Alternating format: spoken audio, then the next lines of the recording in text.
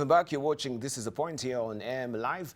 And of course, we continue with our discussion with our panelists here this morning.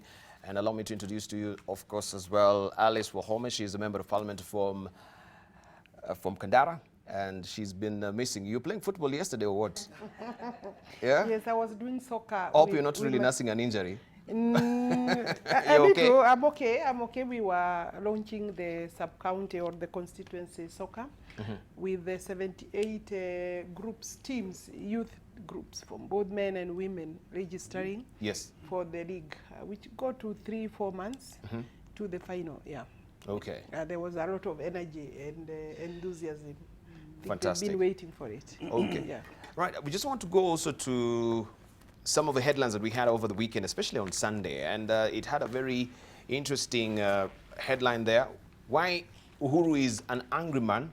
Cabinet stalled projects, graft fight, and 2022 politics pile pressure. This is the agenda. Also impatient. Insiders say President is frustrated as he races against time to secure his legacy in an environment complicated by competing selfish interests and toxic succession politics. And this story continues on page 19 of the Daily Nation. Do you think Uhuru is, of course, something is really exercising Uhuru as far as his legacy is concerned, that he's looking at his legacy and is looking at the current situation, and this is frustrating President Uhuru Kenyatta? Let's begin with you, Dr. Zani.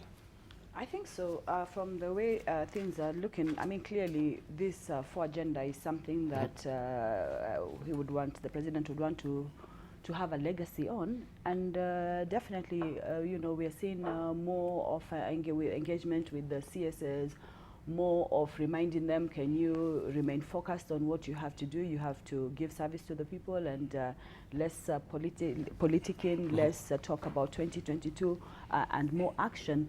So I think that's important. I think what we're seeing now is a renegotiation of the sort of rationale and the systems that have been put into place, especially for accounting and responsibility and reporting.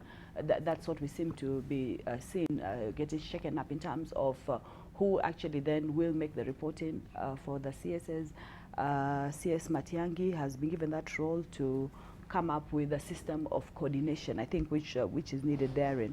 So I think, yes, clearly, I mean, time has a way to really move very fast, especially when you have quite a lot that you want to achieve. Time can move very, very fast, and definitely there is a feeling of urgency in all this. But I think the biggest sort of setback for us as Kenyans generally is that we have many plans. Making plans has never been, you know, something difficult for us to do. We make plans very well. But now when it comes to the implementation, I'm seeing efforts being made now at better processes for implementation, and that's important. But again, this is tied up Dibal with what we were discussing earlier, and that is the issue of graft. And on page 16, Gerald Okello touches on this very well. He says, don't turn war on graft into back pass employ. Because for as long as, again, it is back, I wasn't able to do this because the money for that was not there. We just started the story, Ribal, on the young lady who has disappeared, and sorry to Nation, you know, this is one of your employees. Again, the issue of security, everything finally comes to money. Because whatever systems you have into place really just need the money to go where it's meant to go to. And I think NGOs have sort of changed their style of doing things. You know, they will fund, but the money will go to those projects, for example, in kind. And maybe this is the sort of direction we need to be able maybe to start borrowing from. We need to find a system where if money has been allocated for something, that it must be able to get there, and some sort of accountability system. Now, Dibal, we have technologies much more than we had some time back, you know. So with technology, with information. And one of the things that we've been pushing for a long time is OGP, Open Government Systems, where you have transparency and accountability for everybody to see. It's a good thing. Many countries are still grappling with it. It's not yet 100% for any country, but then for countries that have been able to move on, this data is put out there. So for example, if somebody is looking at funding for health, They can actually go to the pages on the web and just say this is what was allocated and this is how fight. So that sort of openness and OGP of open governance systems and partnerships is something worldwide that is being practiced among different countries. I think that would help to a large extent, because once you have to put it open, then it becomes not just an issue of you and the supervisor. It becomes an issue of you, the participants, and the country at large. And to a large extent, it helps to create that sort of transparency. But clearly, yes, more talk about the CSS and more talk about them delivering on the promises that they ought to deliver on. All right. And maybe just read some of what I think you do have the Sunday Nation. The president is feeling more of a lame duck than he thought he would be. This is according to Devin Lee. To build 500,000 houses within the 42 months left, we need to build 11,905 houses per month from today going forward. That is talking about now, of course, housing, which is also a pivotal part of the Big Four agenda. The president is acting with the realization that he must cultivate the positive legacy before he exits state power by 2022, according to Irungu Kangata. Impatient? Insiders say President is frustrated as he races against time to secure his legacy in an environment complicated by competing selfish interests and toxic succession politics. This story also continues on page 19 of yesterday's Sunday Nation, if you didn't grab a copy of the Sunday Nation. Let's hear from Dr. Shemo Chodo on this. Debal, for me, it's a question of getting the priorities right. The second priority on my list would be economic reforms. Before we talk of even building the 500,000 houses and so on and so forth, where is the money going to come from? Are we going to, are we managing even the little money that we have properly? Are we using it prudently? Why am I saying it's number 2 priority? Number 1 priority, and I don't know whether we're going to come back to the issue of Mildred, security for me would be number 1 thing to fix. Because if we can't fix it, it's like cross-cutting on the many issues that we're talking about. Allow me also to add my voice to wishing Mildred well and empathize with the employer and the family. But the issue of insecurity, not just in Nairobi but in the country, is an issue that should concern all of us and requires the priority that it deserves. And it's a broad issue. It even includes the issue of compensating the victims of the last elections. Nobody's talking about them. It's like, and the issue of even extrajudicial killing, people just disappearing. And these disappearances at some stage, it may be even the politicians at some stage may start disappearing. I think we need to fix that so that the issue of security, we say this is settled. The issue of economics, this is settled. Then can we deal with the other issues? It's part of why I was saying that I appreciate and I empathize also with the president when he says his ministers are letting him down and so on and so forth. But it's also the same reason why I'm saying I think we need to guide rather than focusing on issues that may be important but probably could be lower down on the priority list, like referendum and so on.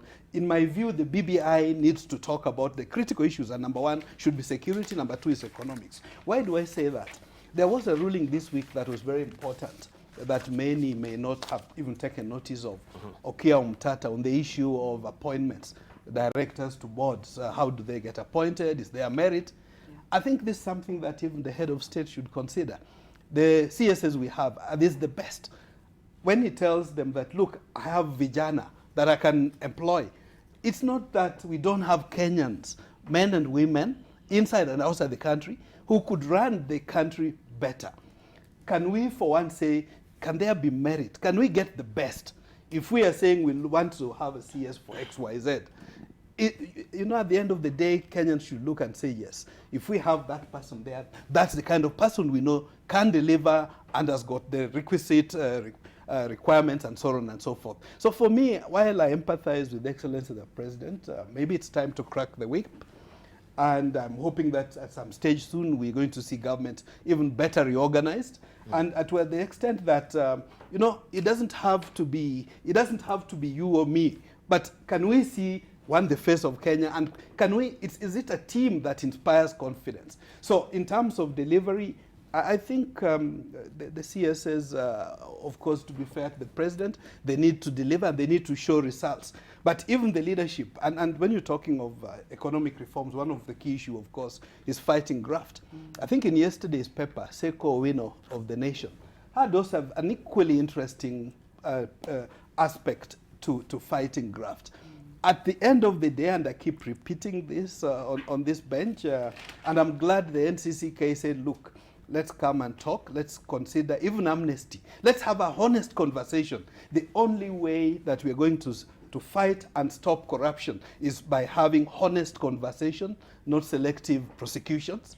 And then so that we convince people that we are serious about fighting crime. Right, let's hear from Dan Mazo. You talked about BBI, and we have also Mandera Governor, this is Ali Roba, saying that, you know, President Uhuru Kenyatta and Raila should come forward and explain to Kenyans, clarify about the BBI. Roba says President Uhuru Kenyatta and NASA leader should tell Kenyans the particulars of the mystery. Yeah, in quotes. The governor he said he's expected governors, senators, and MPs to have by now understood the handshake more clearly. And maybe we should just pose this question to you: is this mystery, you know, unraveled for you? The handshake. Do you understand it clearly, Dan Mazo? Yes. First, it was clear that the election was contested, and it was the country was going through a difficult moment. And automatically, if there was no handshake or peace as we enjoy, the country will be facing even a more difficult economic times, because we'll be losing out on security, we'll be losing out on tourism, trade, and many other, you know, areas. And it was clear that the president, having been declared elected and having been sworn in, it was a time to move on, and he humbled himself together with Raila Odinga. And now we have a handshake and we have a peaceful cohesion of the state. But most important, what is happening to the nation economically? You know, there are stalled projects. Is the government functional? Are we as opposition checking the government? Or are we in a one-party system? Are we in a coalition? So there is a lot yet to be unraveled in this matter, and most important is to make sure that the government is functional, the judiciary does its work. We fight corruption, because it seems to be the biggest problem. The country has a lot of resources, but they are only going into a few people's pockets. We are unable to account for what we budget for. The budgetary cycles frustrates itself, in that projects are not completed, and you have to keep on going back to tender and retender, and you know, the country is almost at a standstill when it comes to its projects and the management of the resources. But I really want to say what Kenya is enjoying, we hope in the next 2 years or so, we see less of politics. And we want to see my understanding that time was that we have a team which is going around to make sure that there is cohesion in the country. We build bridges. And one of the things targeted is a referendum. The question is the country ready for referendum? Are we doing the referendum to create positions for leaders, or are we doing referendum to create structures of governance which will see this country excel in future and serve its people better? So there are a lot of questions and challenges, and I'm hoping that we will get clear answers as time moves by. Suppose there was no referendum in the country. Is the current constitution able to hold the country together after another election? Are we going to be having handshakes after every election? Or what exactly is the structure of governance which Kenyans can agree to, and that we may avoid this toxic politics? There's a lot of toxicity in politics in the country. You can see there are issues in Jubilee, although denied. There are issues in NASA. And there are issues everywhere. So we need to settle and make sure that we, first and foremost, we serve the country. And you cannot serve the country without a proper structure, without a firm structure, and without leaders coming together or respecting their respective positions after an election. Right, let's hear from Alice. Listening to the tone and tenor of the president lately, especially when we were heading to Tanzania for the EAC summit, would you tell that the president is an exercised, man, as far as, corruption is concerned, delivery and efficiency of the CS is concerned, is he happy? Diba, let me first say that I think the body language and the tone of His Excellency the President depicts a person who is at war with the implementation programs and processes. And I think that then is going to, unless it is checked or comes to an end, it's going to send frustrations to the rest of the country. Yes. Because you see, the presidency is an institution, and the person in charge of that, really the head, is His Excellency the President. And he needs to send confidence to the people, including the public officers that are serving under him. And I'm saying this very, very guarded, because I think that as a country we've just come from a very contested, so to speak, election with a lot of bad feeling, and so that I think he appeared from the beginning to have managed that very well in terms of building some bridges where people can be civil about each other, where people can have a conversation. Even if you disagree, you don't have to insult and abuse each other. I think that is a score for His Excellency the President and and the Right Honorable Raila Odinga. But you see, when you move then further to the other people, including the entire NASA fraternity, they are lost, because it is very obvious, like the Right Honorable Raila Odinga does not stop at, he goes further to explain that this handshake is him and His Excellency the President. You see, then that, and you see, the idea was inclusion. That then starts excluding the people who fought in the NASA with him. And you can see that Kalonzo, although His Excellency the President has also tried to reach to the former vice president. But then you see Mudavadi is feeling left out, Wetangula is feeling left out. But, you know, this is where then the confusion starts. And before even I go to that, you see the executive has ministers who sit with the president at the cabinet. What are they doing? Why is it that the president is coming out publicly to lash out at his ministers? I think some, to be honest, have started politics, and that can irritate the head of government, the head of state, and they must decide whether they will be in government, working for the government, or they will come and join us in politics. You have had alignment. Some want to be governors. Some ministers are busy consolidating networks and building networks. I think those are the ones that the president should clear immediately, so that this irritation and frustration can end. There are ministers who we know won't even maybe to contest for other serious offices, and they haven't hidden about it. And there is nothing wrong to want to do that, but you cannot, because we are saying stop politics. If we politicians have been told to speak less, and you see, it's our business to speak, really, as politicians, and I don't think that will frustrate the president, because you cannot start gagging. You may guide, you may give advice, but you cannot stop politicians speaking. So yes, I think the coordination is haphazard. You have seen that government will come with a lot of speed to start projects, and then somewhere down the line, after a year or two, those projects are stopped or are slowed down. There is no payment. We have to have very strict timelines.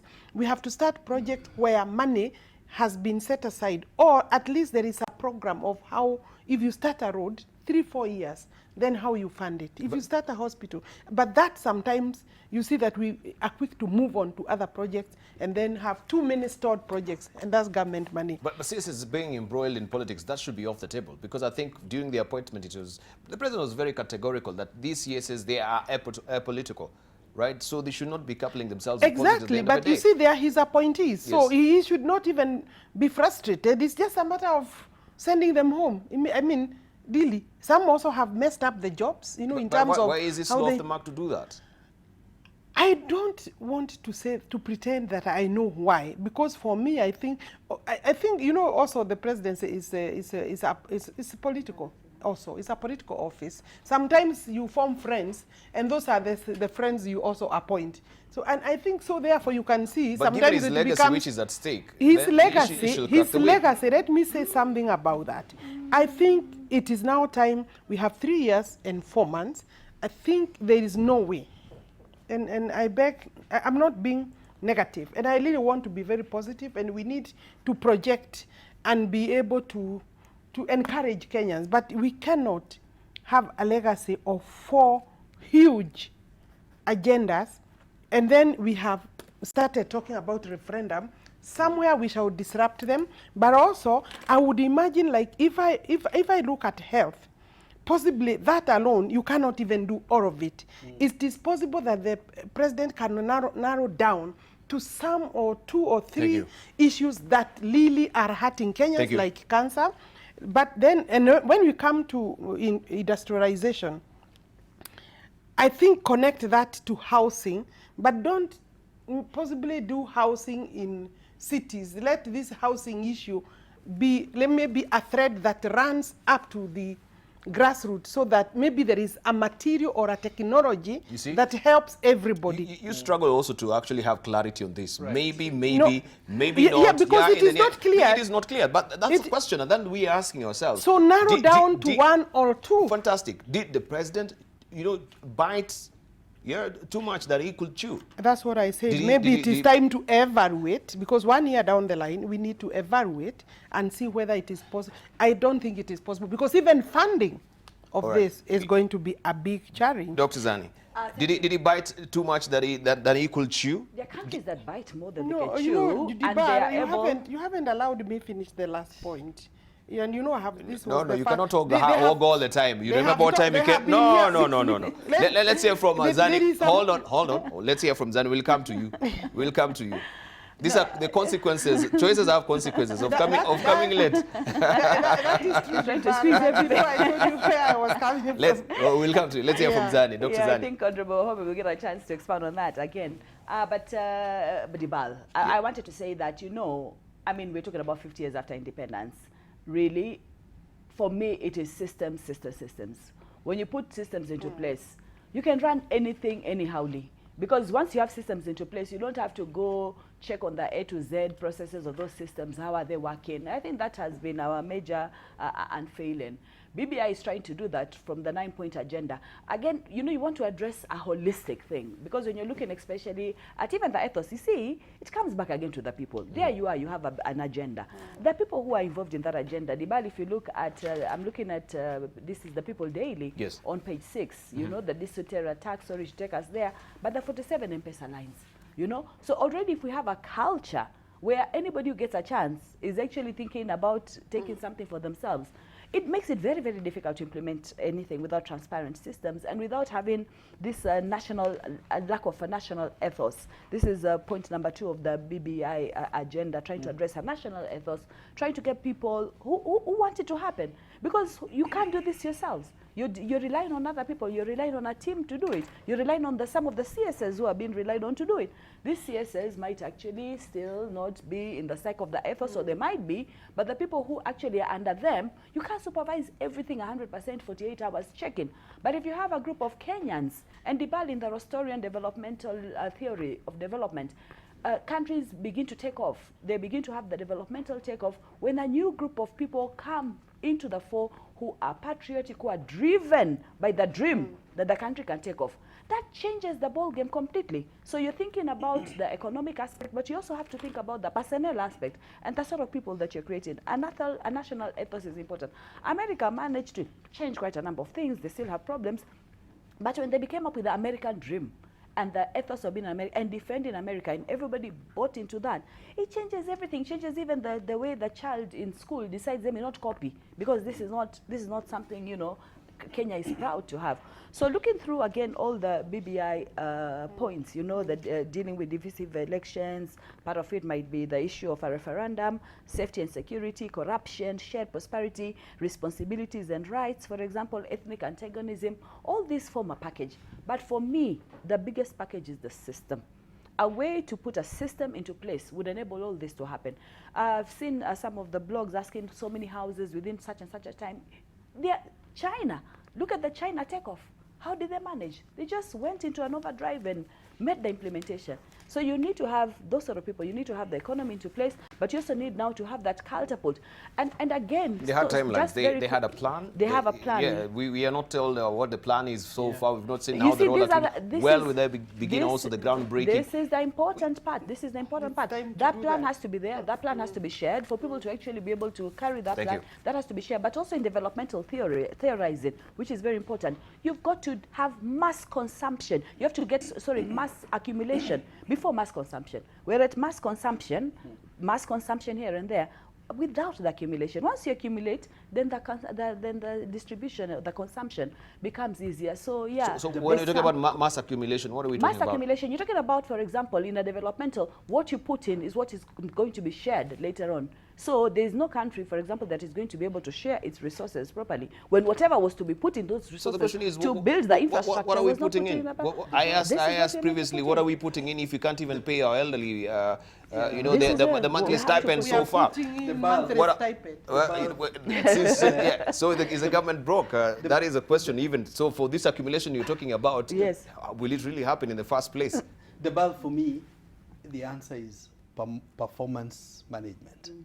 You remember once in a while back, we had the scorecards, we had the performance contracting and so on. We have the efficiency delivery unit. You wonder where it disappeared. Because when we say a CS is performing or not performing, on what basis are we judging him or her?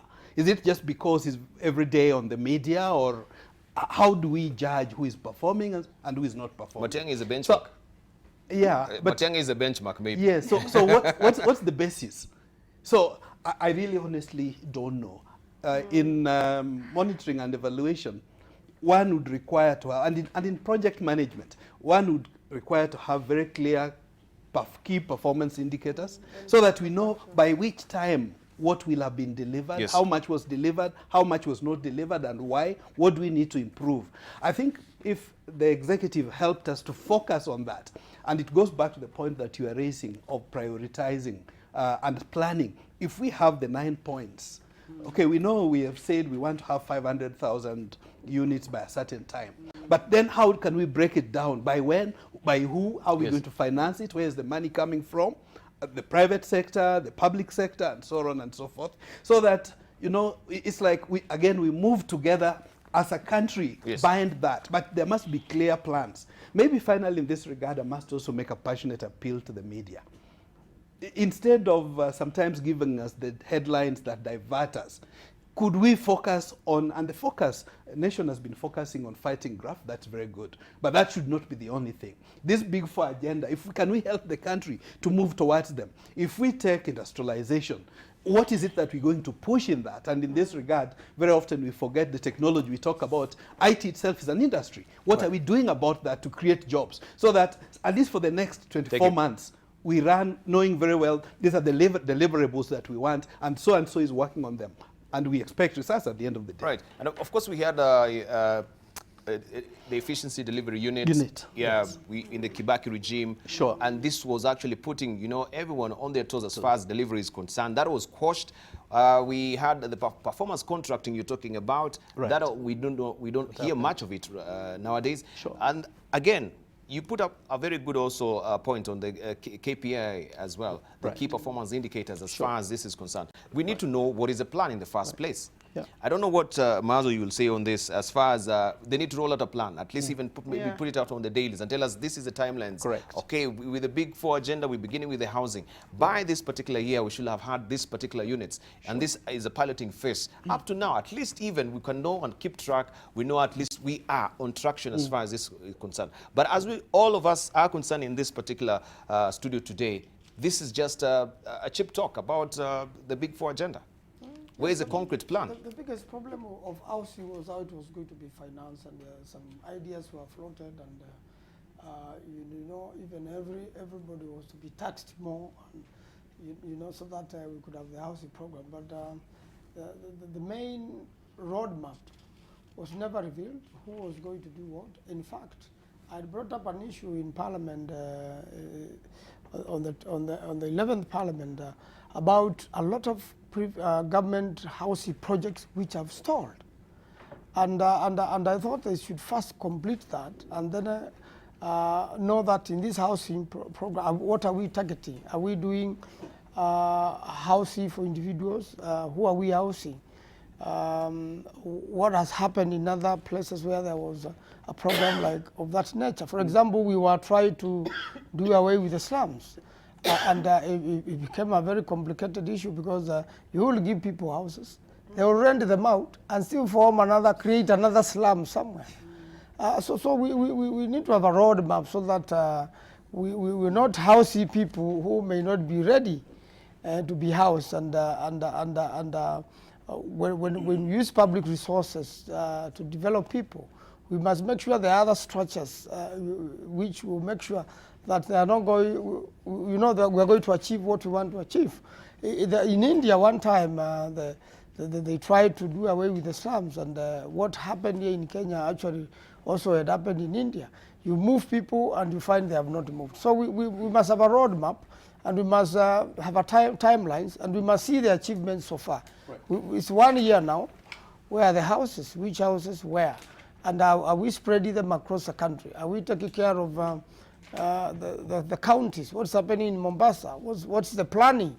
Because one of the biggest disasters is the planning of our towns, our cities, so that we know what plan, the master plan, we are going to execute, and who are the beneficiaries. I think it must come out in advance, and most important, they must really complete the government housing projects which were started 25 years ago and have never been completed to date. They must first complete that. It's a huge housing project in water for government servants. It must be completed, and many others which are stalled across the country. Mm-hmm. Maybe the question will have been again, do we need a delivery dream team on this, that the president should have appointed maybe a secretary to actually oversee this? I know we have so many of them, the BBI and all, or we can convert this so that at least we know this is a particular team to put them actually, or to hold them accountable as far as the delivery is concerned. And the question is, again, what is the purpose of presidential delivery unit? Mm-hmm. Alice? Yeah, okay. I think from the idea that he has actually tasked one minister, although that will obviously might run into problems. And you saw the frustration over the weekend by the president. Like some ministers are starting to wonder how they report to another minister. Yes. Yeah, and of course, although the minister himself has the government coordination is within the interior ministry, you see, that has never been utilized, you see. So it's kind of like a change in terms of the way the government is set up. But if you look at it critically, it is possible that that was the intention of government coordination. However, when you then come back to the constitution, you'll find that the president has been given a certain number of ministers, and they are supposed to report, because they may report to Matiang'i, but also still have to report directly to the president. So there could be duplication. And I think that the delivery unit then can be created from that idea. I think it's a noble idea to coordinate so that the weaknesses, the gaps can always be discussed at that unit.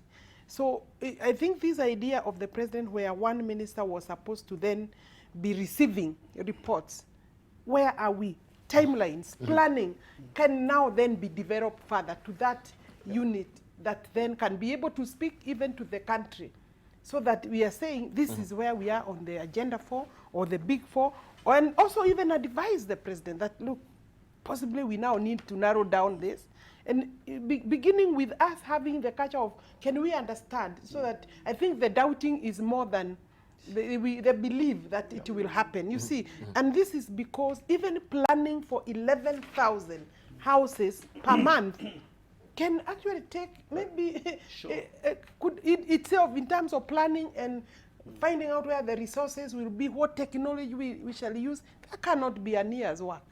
I mean, look, government projects are planned for years. Right.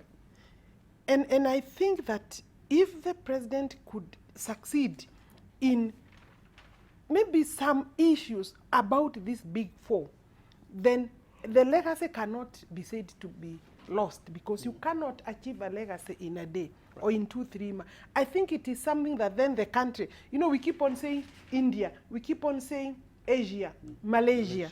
It's because there is something that those countries picked and then worked on. Maybe they said, we will tolerate no corruption at all. And then that becomes the permeating and the influencing factor and becomes the legacy. So I think if the president were to succeed, and I think it is possible that the corruption case, it's something that can actually be the main legacy of this presidency.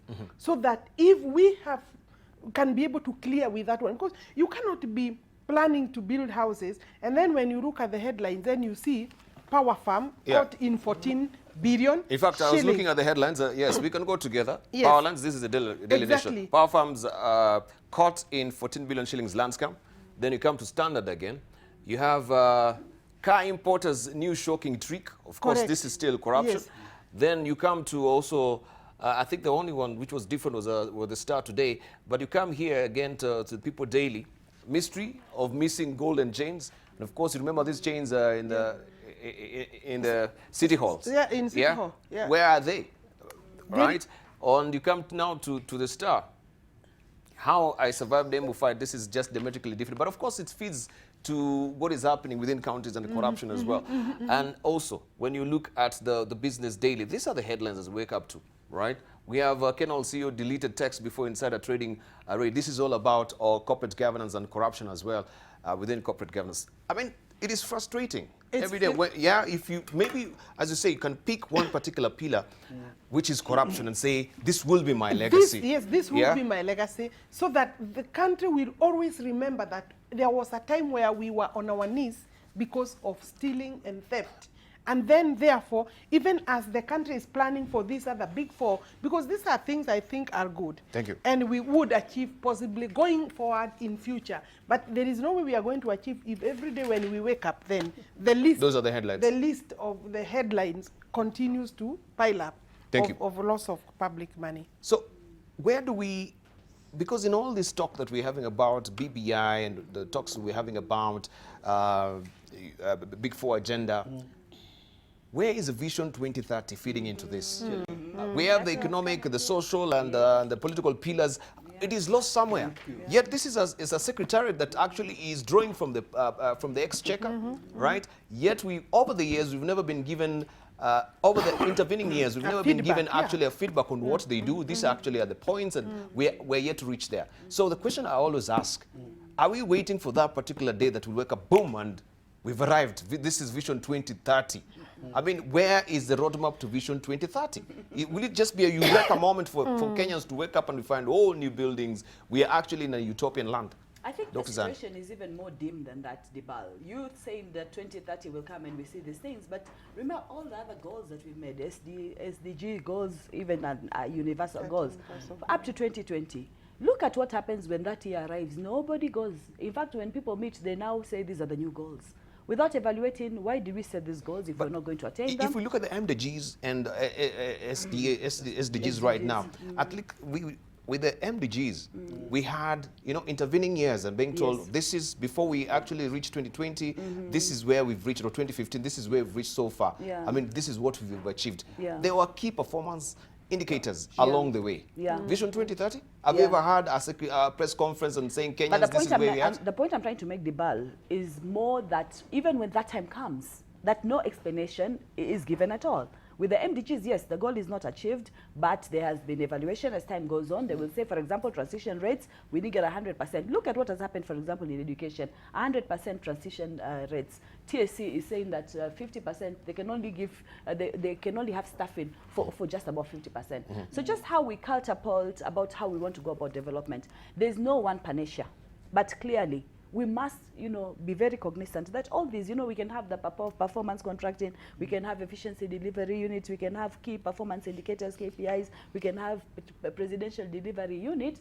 But when you have people, like for example in standard, now page 11, why doctors order unnecessary tests. The doctors are ordering, and all the others that you said, are ordering unnecessary tests on insurance cards because they can actually get paid faster than they would be in private clinics. Now again, creates a problem. So clearly, some sort of evaluation and monitoring is necessary, like in anything else. There is no country, for example, that is unique in terms of security, but you find certain countries will go an extreme mile. They'll see, for example, like CCTVs are working. And even now, we're making progress even in Kenya. Look at the case we're talking about our lady we're talking about, Mildred. You know, the CCTV at least has, you know, before we'd be told even the CCTV was not working. Now that is working, and now we can at least move. But it's a question of moving all together, moving very systematically, but there must be some sort of change that happens. And if that is inhumane, you know, because it was Pluto said human beings are brute, so some sort of system for control. If you know you're going to take that coin and somebody will follow you through and something will happen, very few people will proceed with that. If you actually sell this agenda and make sure this is the agenda, and somebody somewhere must have the bigger macro picture and divide it into smaller units for all the other people. These are the houses, this is how we're going to do them, this is how much you're going to put, so that the whole thing is moving as a system. We are able to do that slowly, you know, over time. Cumulative, if you look at some of the projects, they have been successful. But again, the pace, and there's still something happening in there. And I think we are zeroing into that bit about the coordination and the, you know, the economy. I think you hit the nail on the head when you talked of the Vision 2030 Delivery Secretariat or Delivery Unit. Because when you are asking, do we create new organs or institutions? If you ask me, I'll say we don't need to, because there's already that unit with very eminent and able Kenyans. I think the chair of Vision 2030, James Mwangi, Equity Group CEO, very capable. The PS of planning, Dr. Julius Mwea, very capable and very committed and passionate about moving the country forward. I think it's just a question of empowering those organs and doing their thing. And I want to encourage the executive, just like we had, there was the recent Bomas conference stroke summit on anti-graft. We also need a similar in terms of particularly the economy. Maybe the state with the multi-sectoral groupings have a conversation, how to improve the economy. And for me, I would even break it down further to the big four. Can we have a conversation with professionals? There's now what we call knowledge cities, knowledge economy, and knowledge management, and so on and so forth. And Kenya is not short of skills and knowledge and professionalism and professionals. Can we take advantage of them to move the country forward? If it's universal health coverage, could we have a national conversation around that? And because up to the stage where we have a national conference, whether it's at Bomas or KICC, but we need that coming from a bottoms up, from the grassroots. And this is doable. And for me, this would be a very a more productive way to use our airtime. I do know from the media perspective, you may say, okay, that may not sell, because what may sell are the stories we see in the papers.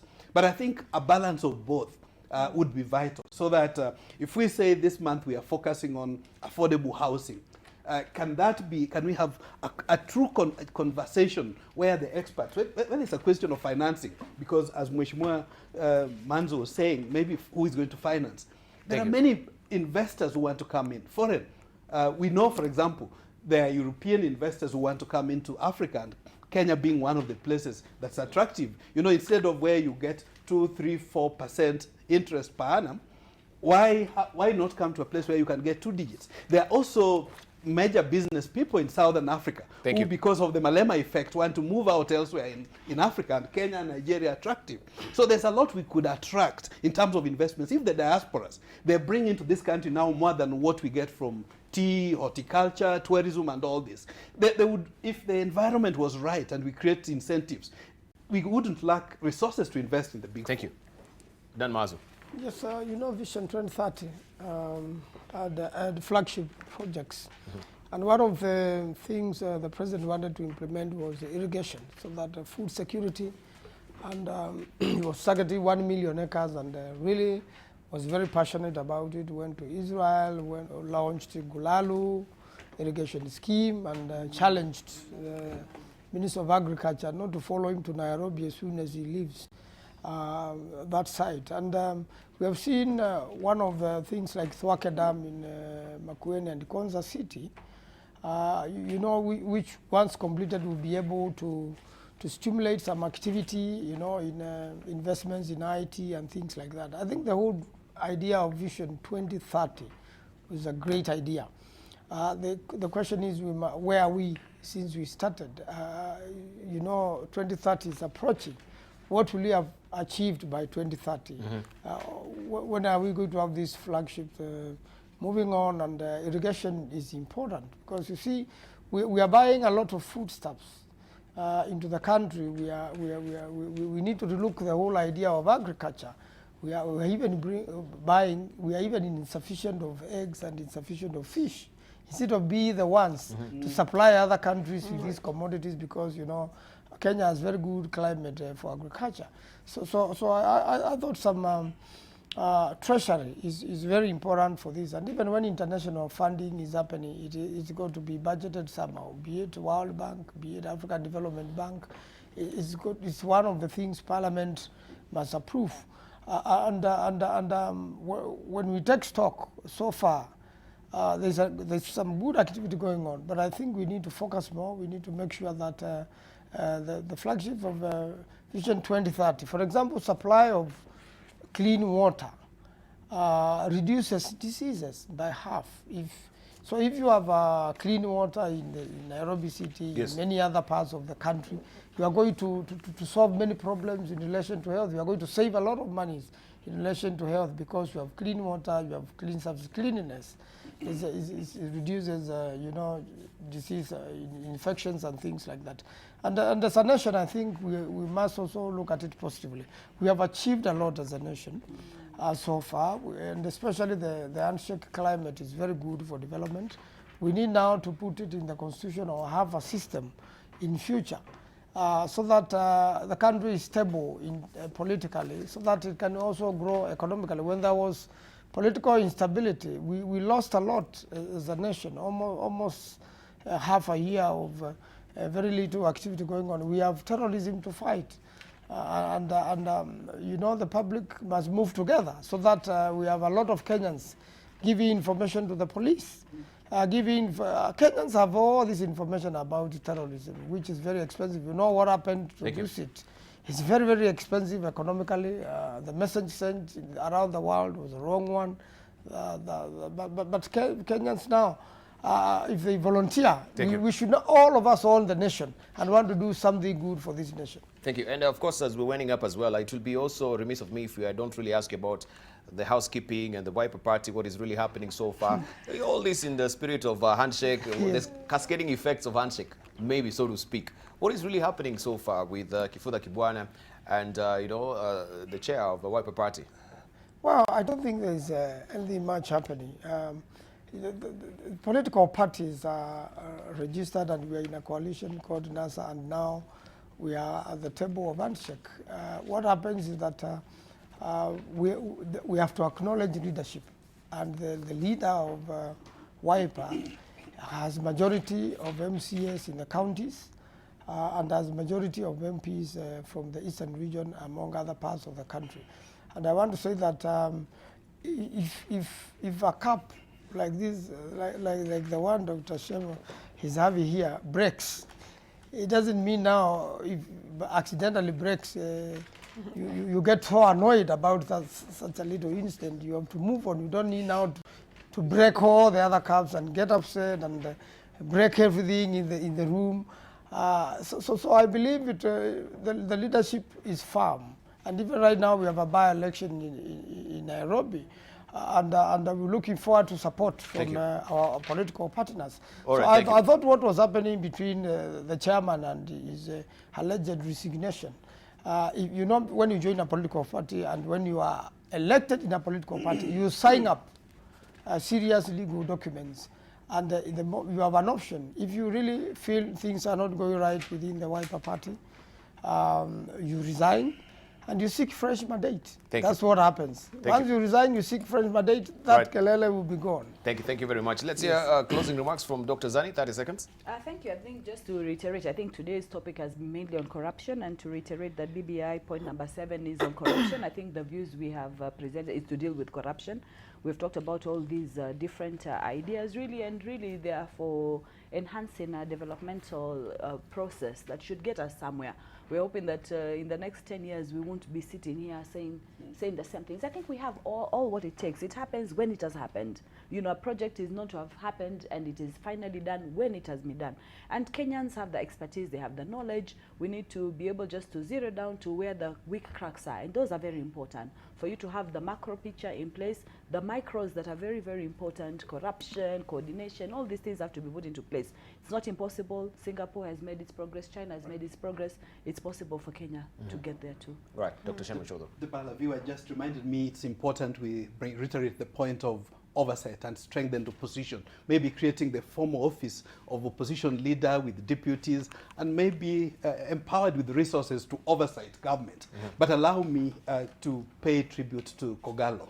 I think it would be unfair if we don't, that they succeeded and defeated, was it Zamalek, the Egyptian team, and we wish them well. But I'm also happy, Debal, you steered us clear away from the politics, ODM and Wiper fighting in Embakasi. I think it's more important the issues, the key issues that we are raising on the table. Thank you. Keep it that way. Alice Wahome. Yeah. Dibal, I want to say that even as we think about the Big Four, I want to say that when I listen to, especially where I come from, the Mount Kenya region, the people are still very, very lost in terms of where the coffee industry is going, the sector, where the sugar industry on this other side is going, tea farming, maize farming, dairy farming, and I think even as we move forward, then we need, because Kenya is really agricultural, it's still largely agricultural, Yes. and we are going to lose the farmers, we are going to lose the people, and they feed from that, they educate from that, their health relies on that, so that must be part and parcel of the Big Four agenda or Vision 2030, and it seems to have been abandoned because we are seeing importations like Manzo said, you know, eggs, milk, what from outside. Then, but I want to join Shem Ochodo on the issue of the 30 seconds. the government as my final, the government structure and the opposition and how this handshake is coming out. I think there is something that we are going to regret about, because when I look at the handshake must not, in my view, mean that the opposition ends in government. I would want a situation where we evaluate and strengthen the minority, because the Constitution has government and minority. Thank you. It has opposition and government. Thank you. Unless we take care of those boundaries, strengthen so that government can be oversighted, I think it will end up as a, Thank you. as a fraud, the bar as a fraud to Kenyans and a coup to the Constitution. Thank you. Thank you Yeah, very much, yeah. Alice Wahome. And let me just read one or two tweets as we're winding up. We have Beng Charlie saying that these headlines dwarf the Big Four agenda and speaks volumes on governance. President Kenyatta should focus on good governance and the elimination of corruption. Power from court, and of course, this is what is in the dailies today. Of course, looking at across all the dailies, is all about corruption. Samuel Orutwa, revenue collection in national government and counties depends on rate of investment, both public and private. There is nothing much can be done to boost revenue collection if investments are declining. In simple terms, the economic welfare or the economic welfare of people determines revenue collection. Also, we have this is Rawlings, lastly, saying Uhuru Kenyatta is a frustrated man, realizing late in the day that his term is coming to an end, yet he has almost zero to show for it. The BBA was meant to bring in relative peace in the country to help Uhuru build on his legacy. Let's fix security and economy. Those are your comments. Thank you very much. We really do appreciate that. Also, Lele from Kiplangat is saying, Nakuru tuned. We thank you also for tuning in from Nakuru, Lele Kiplangat. You've been watching This Is The Point here on AM Live, and I want to thank our panelists. This is Alice Wahome, Member of Parliament from Kandara. Also, we had with us Dr. Agnes Zani. She is the nominated Senator and the Secretary General of ODM, Deputy Secretary General. Also, we do have with us Dr. Shem Ochodo, right? He's Chair of Kenya Global Alliance, and Dan Mazo, Member of Parliament from Makueni. Thank you for your valued company. Have a lovely day.